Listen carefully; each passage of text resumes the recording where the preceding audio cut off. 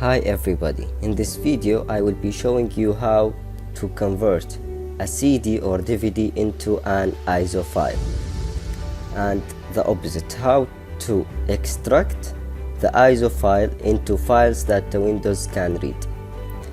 First of all, make sure that you have a CD or DVD inside the optical drive. Then you will need to install Format Factory program. Now, after you install it, double click. Then we will move to, if you are in video list, you will need to move to ROM, devices, CD, DVD, ISO. Click on it, and now click on DVD CD to ISO or CSO. Let's look for our CD or DVD from this list. We have this one. Click on it, and now choose the format that you want, CSO or ISO. In this video I want ISO file. Where to save your file, your ISO file I mean. Let's click on desktop because it's easier to navigate later on. Now convert, then start.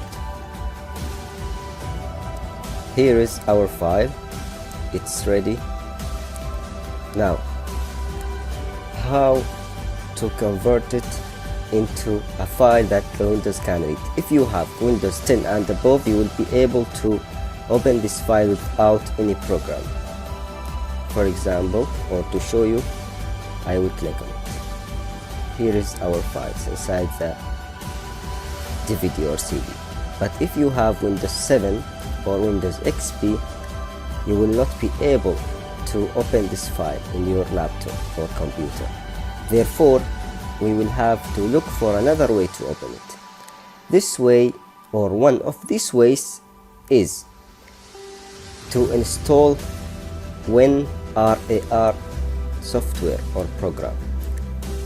After you install it, right click and then extract files. Choose where to extract them. Desktop. Now, okay. Here are the files that are inside our CD or DVD. That's all for this video, and thank you for your watching.